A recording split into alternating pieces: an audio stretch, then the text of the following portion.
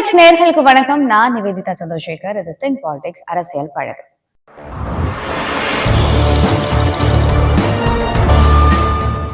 Justice for Ajith இந்த hashtag இப்போ எல்லா இடத்துலயுமே வைரல் ஆகிட்டு இருக்கு அப்படின்னு தான் சொல்லணும். கிட்டத்தட்ட ஒரு வாரமா இந்த இஷ்யூ போய்கிட்டே இருக்கு. இப்போ இந்த இஷ்யூ சம்பந்தமா முதலமைச்சர் மு.க. ஸ்டாலின் அவர்கள் சாரி, கம்பிகளுக்கு பின்னாடி நடக்கக்கூடிய அக்கிரமங்களை என்னால தடுத்து நிறுத்த முடியல, சோ வருத்தத்தோட சாரி கேட்கிறேன் அப்படின்னு ஒரு ஸ்டேட்மெண்ட்டை வெளியில விட்டுருக்காரு. ஆனா இப்ப கேள்வி என்னன்னா, ஒரு உயிர் போயிடுச்சு, இப்ப சாரி கேட்டு என்ன பிரயோஜனம்? அந்த உயிருக்கான நீதி யார் வாங்கி கொடுப்பா அப்படிங்கிறது தான் கேள்வியா இருக்கு. இந்த இஷ்யூவோட பிகினிங்க நம்ம எடுத்து பார்த்தோம் அப்படின்னா, அந்த கோவில்ல செக்யூரிட்டி அஜித் குமார் கூடுதலா பணம் கேட்டாரு, அதனால அவர் மேல வழக்கு பதிவு முதல்ல பண்ணப்பட்டுச்சு அப்படின்னு ஒரு இஷ்யூ சொல்லப்படுது. ஆனா அது உண்மையா அப்படிங்கிறது இப்ப வரைக்கும் தெரிய வரல. அதே மாதிரி அதுக்கப்புறமா அவர் மேல அளிக்கப்பட்ட புகார் என்ன அப்படின்னு பார்த்தோம்னா, அந்த கார்ல இருந்த 10 சவரன் நகையை காணோம், பார்க்கிங்காக அனுப்பினாப்போ அந்த நகை திருடு போயிடுச்சு அப்படின்னு நிகிதா அவர்கள் காவல் நிலையத்துல ஒரு புகார் அளிச்சிருந்தாங்க.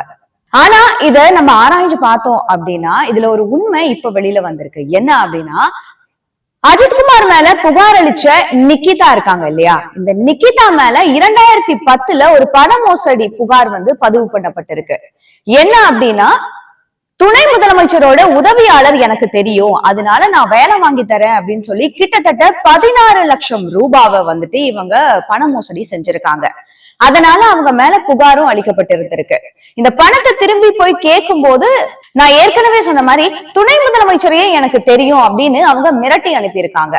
இது சம்பந்தமா 2010 புகார் அளிக்கப்பட்டும் அது மேல எந்த ஒரு நடவடிக்கையுமே எடுக்கப்படல. 2010 அப்படின்னு சொல்லும் போதே நமக்கு தெரியும் அது திமுகவினுடைய ஆட்சி, துணை முதலமைச்சரா இருந்தது மு.க. ஸ்டாலின் அவர்கள். இப்போ திரும்பி பார்த்தோம் அப்படின்னா 2025 நிகிதா அவர்கள் அஜித் மேல ஒரு புகாரை கொடுத்திருந்திருக்காங்க. பேசிக்கா ஒருத்தங்க ஒரு புகாரை கொடுக்கறாங்க அப்படின்னா இரு தரப்புலையுமே என்ன நடந்துச்சு அப்படின்னு விசாரிக்க வேண்டியது காவல்துறையினருடைய பொறுப்பு. ஆனா இந்த மாதிரி ஒரு புகார் கொடுத்தும் காவல்துறையினர் ஏன் இதை விசாரிக்கல? கண்மூடித்தனமா எப்படி அஜித் மேல மட்டும் இவங்க நடவடிக்கை எடுத்தாங்க? இதுக்காக தனிப்படை எதுக்கு வரவழைக்கப்பட்டுச்சு? நிகிதாவுக்கும் திமுகவினருக்கும் என்ன சம்பந்தம்? நம்ம ஏற்கனவே சொன்ன மாதிரி இதுல மறுபடியும் யார் அந்த சார் அப்படிங்கிற கேள்வி எழுப்பப்பட்டுச்சு. இப்போ அதே கேள்வியை தான் இங்க நாங்களும் முன்வைக்கிறோம். யார் அந்த சார்? திமுகவுக்கும் நிகிதாவுக்கும் என்ன சம்பந்தம்? புகார் கொடுக்கப்பட்ட நிலையில விசாரணைன்னு அழைச்சிட்டு போய் இப்போ ஒரு உயிரே போயிருக்க நிலையில நிகிதா மேல பல வருடங்களுக்கு முன்னாடியே ஒரு புகார் அளிக்கப்பட்டும் ஏன் இது வரைக்கும் நடவடிக்கை எடுக்கப்படல?